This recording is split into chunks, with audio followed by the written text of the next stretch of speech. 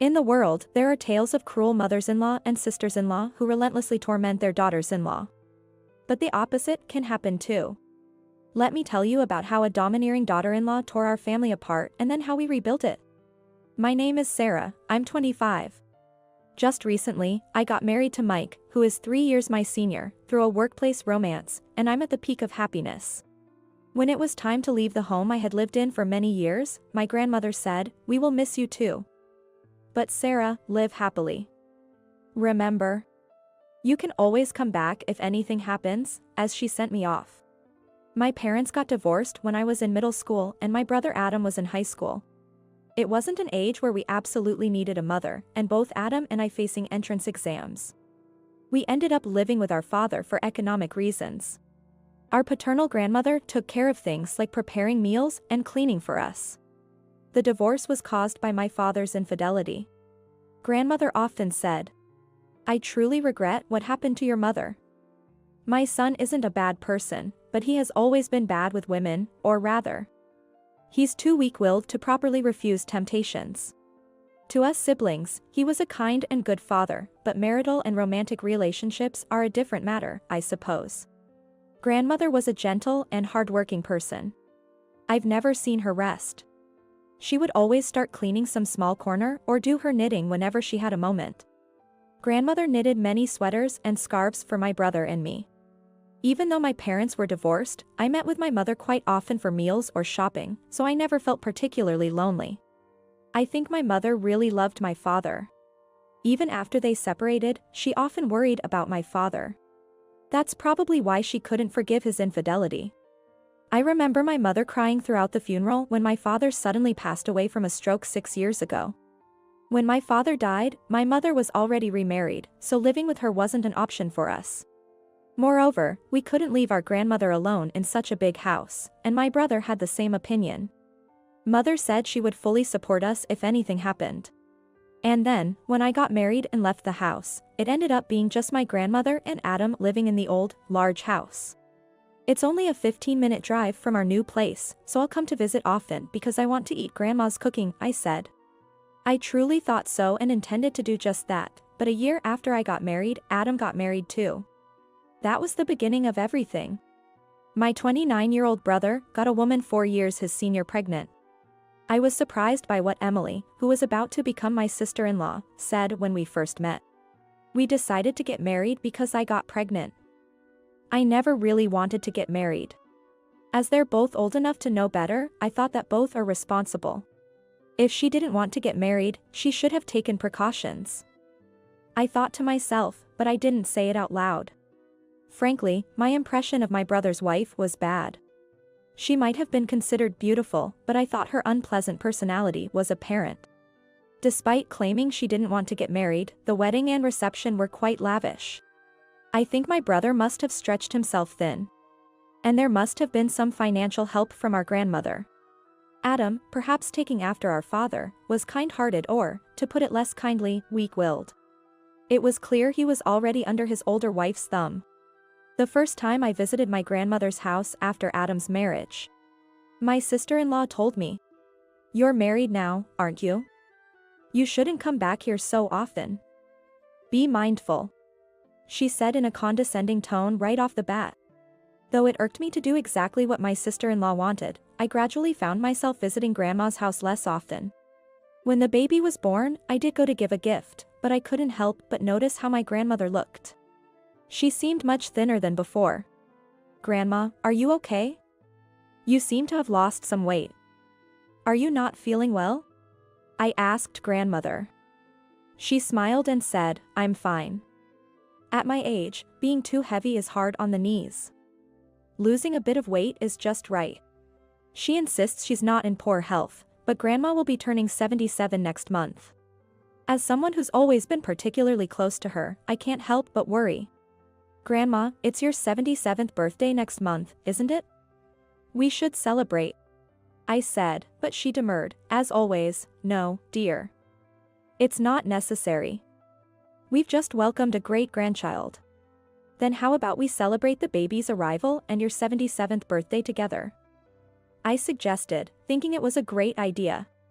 But Grandma stubbornly refused, insisting, "Really, dear, I don't need any celebration. Just focus on the baby." I tried discussing it directly with my brother and his wife, but his wife dismissed the idea outright. Mixing the celebration of an old person, whose days are limited, with that of a newborn is just bad luck. Besides, if she says she doesn't want it, why force it, she retorted. What's with her? Taking advantage of Grandma's kindness and saying whatever she pleases. To bring up, she's having a little time to spare, like that. I vented my frustration to my husband in anger.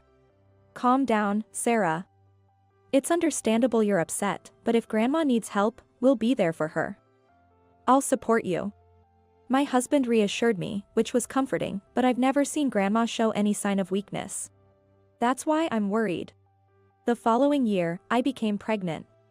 When I was in my stable period and went to tell Grandma, my sister-in-law said to me, "Childbirth is really tough, you know. It's incredibly painful and difficult. Are you sure you're up for it, Sarah?" She said in a condescending as if imparting some exclusive knowledge. I was extremely frustrated. I was also bothered by how my brother's nearly 2-year-old child was so attached to Grandma. Even when his mother called for her, she would hide behind Grandma, not wanting to go to her. "Oh, please. She's completely charmed the great-grandchild." My sister-in-law complained unpleasantly. What an outrageous thing to say. I knew everything from my brother had told me. After giving birth, my sister-in-law took a 2-month break before returning to her full-time job. During those 2 months of maternity leave, it seemed she left most of the housework and childcare to Grandma. I couldn't believe she would offload her child onto Grandma, despite my brother's repeated protests. Isn't it because you've left the childcare entirely to Grandma that the child is so attached to her? It's only natural for the child to become fond of the person who's always there taking care of them. I pointed out, "Well, you see, I never wanted a child or even to get married in the first place. I have no intention of quitting my job, as I'm needed at work." "You might not understand," she retorted, always managing to say something infuriating. She must be under some witch's curse. If she accidentally speaks a kind word, the curse will make her face swell to double its size. That's the only way I can make sense of it. As I was leaving, the lady from the house across the street called out to me. She's been a family friend since I was a child, a bit of a chatterbox, but a genuinely caring and sociable person. She told me that when she and some other neighbors greeted my sister-in-law, who was back at work shortly after childbirth. With a "You're already back at work even though your baby's just been born? Are you all right?" My sister-in-law claimed she had been ousted to work and her daughter taken by Grandma. Of course, I denied it all, and the lady, having known Grandma even longer than I have, didn't believe a word of my sister-in-law's story. She must have been worried enough about it to bring it up with me. If we leave my sister-in-law unchecked, there's no telling what kind of lies she might spread around the neighborhood. I was thinking it was high time to have a serious talk with my brother about her when suddenly, Grandma collapsed. She fell while weeding the garden and was taken to the hospital by ambulance. It happened on a sunny day in June. It was the lady from across the street who called the ambulance. They couldn't reach my sister-in-law, and my brother was tied up in a meeting, so they contacted me. Fortunately, it was just a mild case of heat stroke. By the time I arrived, Grandma had regained consciousness. "Grandma, are you okay?" I asked. But instead of worrying about herself, she was concerned about her great-grandchild. "Oh, Sarah. Is the little one all right? She should be napping in the room where she can be seen from the garden. It would be so sad if she woke up and found herself alone." It seems Grandma had been keeping an eye on her great-grandchild napping while she was weeding. "You should let Adam do the weeding, Grandma. You mustn't overexert yourself. Just go quickly and check on the house. If she wakes up crying, give her the bunny toy. That usually stops her tears," she urged me. Considering her age, Grandma was admitted to the hospital for a day just to be safe. I hurried over to Grandma's house and found my niece still sound asleep in a room facing the garden. When I brought my niece back to the hospital, Grandma was asleep. Seeing Grandma, my niece, who seemed a bit scared by the hospital atmosphere, toddled over and asked, "Grandma, are you okay? Does it hurt?" Grandma woke up and gently stroked her head. Oh, good. I'm fine, dear. Sorry, Sarah, for making you worry, especially with the baby on the way. Even at such a time, Grandma was worried about my niece and me. Hey, Grandma. I heard from the lady across the street that Emily's been telling the neighbors you took her daughter away and forced her to work. Aren't you angry? Being exploited and lied about by someone like her makes me so mad. I was trying to keep my voice down in the hospital room, but I couldn't stop my tears. Grandma silently stroked my head. And then she whispered, yes. I think I want to leave that house. It was the first time I'd ever heard Grandma express such vulnerability. That's right, Grandma. You don't have to work for Emily. Come live with us. I truly meant it. But Grandma said, thank you, Sarah. But I can't. What would happen to this little one if I wasn't there? She stroked the head of her bewildered great-granddaughter lying beside her bed. She has her parents. They'll figure something out. Just then, my brother, the father in question, left work early and arrived. Grandma, are you okay? I told you I would take care of the weeding next time I was off, he said. From what my brother said, it seemed like his wife had commanded Grandma to do the weeding. How far was she planning to exploit Grandma? Come on, Adam. Do something about her. At this rate, Grandma's going to break down. And why did you even marry her in the first place? I knew it was futile to say, but I couldn't help it. According to Adam, he hadn't realized she was so selfish when they were dating. I've heard of husbands changing after marriage, but it seems wives can do the same. I always thought that wives grow more assertive over the years. But there are people like my sister-in-law too. What Adam told me was beyond my imagination. Grandma was treated almost like a slave by my sister-in-law. Adam said he had scolded and argued with her, but she didn't care, and all he could do was help Grandma as much as possible. It's embarrassing to admit, but Adam, like our father and Grandma, is too kind-hearted. I was determined not to let Grandma return to that house. The dream I had that night was the worst. My brother, Grandma, and I were desperately rowing a boat under a violently rocking ship. Whenever we rested our hands, a whip would come flying. The one wielding the whip was my sister-in-law. I decided to have Grandma come to my place for an emergency evacuation when she was discharged the next day. It was the weekend, and both Adam and Emily had the day off. They would manage without Grandma. I wanted Grandma to rest and to think about what to do next. Adam seemed resolved, saying, I love my daughter, but I think this marriage was a mistake.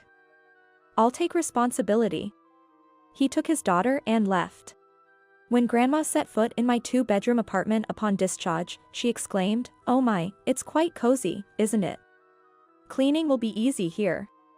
Which made me laugh. She had lived in that large, old house for so many years. So her reaction was understandable. When I first moved out and started living here, I was also surprised by how small it was. Thanks to that, my husband teased me for a while, calling me a princess. Despite my insistence on resting, Grandma kept busy, cleaning around and cooking for us. While we were relaxing with coffee after dinner, my brother called. He said his daughter was throwing a tantrum and refusing to take a bath.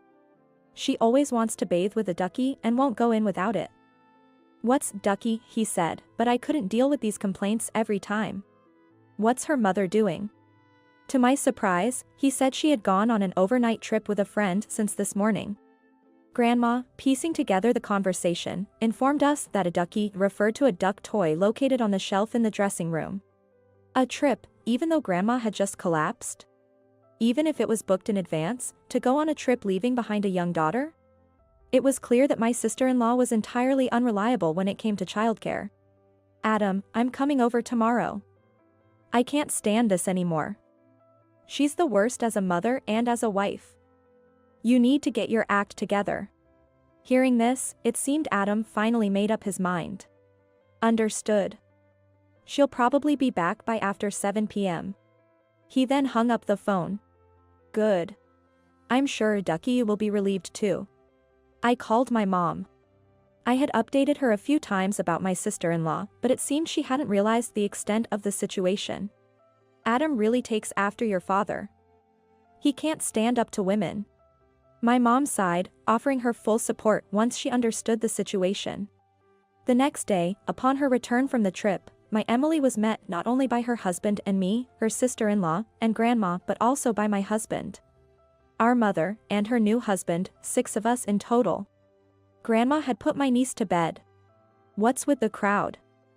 Why are there people here I don't know? Who are you? She demanded, addressing my mother and her new husband. That's our mother, and next to her is her new husband. I said, oh, the woman who left her child to move out of this house? What do you want coming here all of a sudden? With that comment, I think she completely turned my mother against her. I called them. My mom's husband is a lawyer. I revealed, watching Emily's slight shock at the mention of a lawyer. Adam then decisively said, I want a divorce. We can't continue together. What? What are you talking about all of a sudden? What did I do? She screamed. Well, you did. You exploited our dear grandma. Going on a trip, leaving your daughter behind when grandma collapsed. Dumping almost all household chores and childcare on grandma. I listed calmly to Emily. But I work, isn't it normal for the family to help out, she retorted. But you're not contributing your income to the household, right? You're using it for trips, clothes, and makeup. I pointed out, shocked when I first heard this from my brother. Why should I be lectured by you? I never wanted to get married or have children. I was forced into this by Adam after getting pregnant. She claimed, portraying herself as the victim. Then Adam spoke up. I hate to bring this up here, but you were the one who said it was a safe day, remember? I didn't really want to hear such personal details from my brother, but it seemed like the pregnancy was planned by her. And I heard you on the phone with your friend, saying how at your age, people start nosing around. And it might be nice to get married and have a kid. Living in a house with a yard, the eldest son with no mother-in-law around. And the sister-in-law married off, seemed like a good deal to me.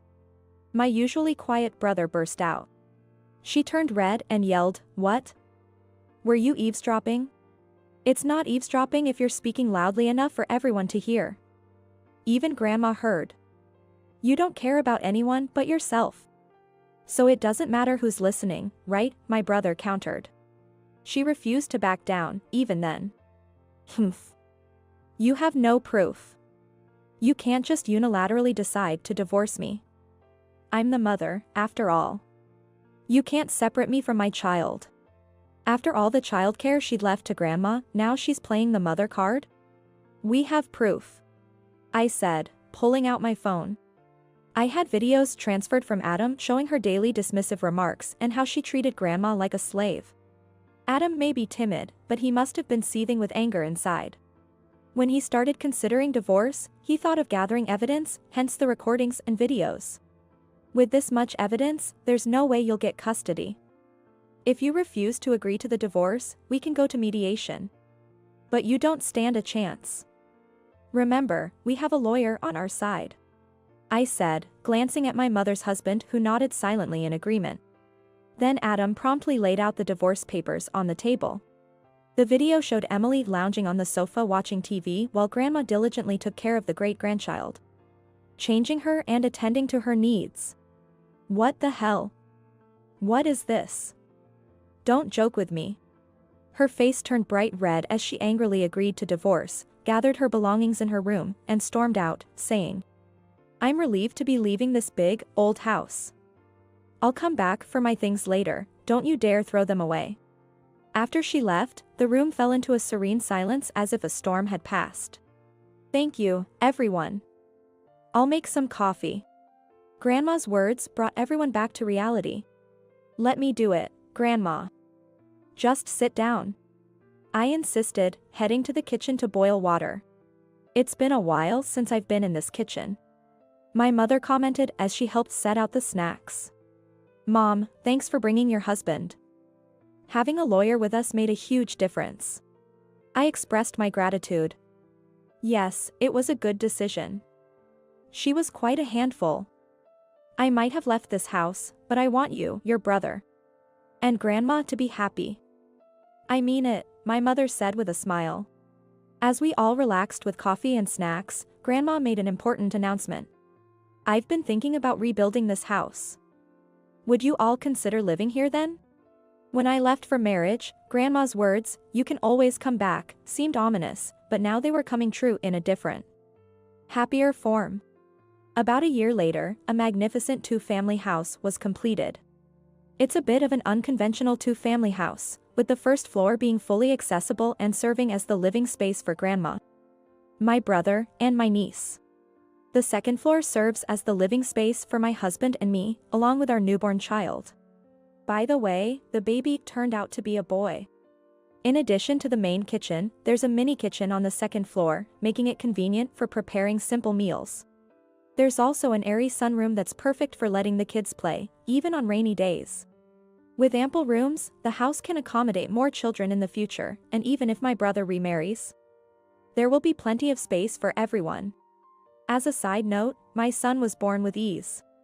I'd love to share this with my former sister-in-law, who used to boast about her childbirth experience. The cost of the rebuild was fully covered by Grandma. I wonder if it's really okay for us to live in such a fine house by sheer luck. My husband was initially embarrassed, but now he's completely settled in and gets along well with my grandmother, brother, and niece. As for my Emily, after the divorce, she moved back to her parents' cramped 2 LDK public housing, which couldn't accommodate her and her vast collection of clothes, shoes, and bags. Apparently, Emily had no choice but to rent a cheap studio apartment to live in. Despite being divorced, she still has the right to visitation with her daughter. However, after not attempting to see her daughter for over half a year, she seemingly learned about the house reconstruction and audaciously approached Adam for reconciliation. Truly, she is a person of endless selfishness and audacity. Of course, Adam coldly rejected her. It's surprising to learn Grandma was so wealthy, I reflected. If Emily had known, she would have treated Grandma differently. And she never agreed to the divorce. Your father and your late grandfather left us well provided. I was thinking of giving you and your brother a living inheritance. But after she came into our lives, I decided to keep our finances a secret. Grandma shared, making us shudder at the thought of what could have been if Emily had gotten her hands on everything. I want you and Adam to be happy, Grandma said, having endured so much yet astutely judging the true nature of Emily. But wanting to rebuild the house was my selfish wish. I wanted to spend my remaining years peacefully with my grandchildren and great-grandchildren. Grandma admitted somewhat guiltily. Grandma, don't say that. They say life now lasts 100 years. We need you to stay healthy at least until the great-grandchildren get married. I insisted. Grandma smiled gently. That would be lovely. Watching Grandma, I hope to live a peaceful and happy life surrounded by grandchildren and great-grandchildren in the future too.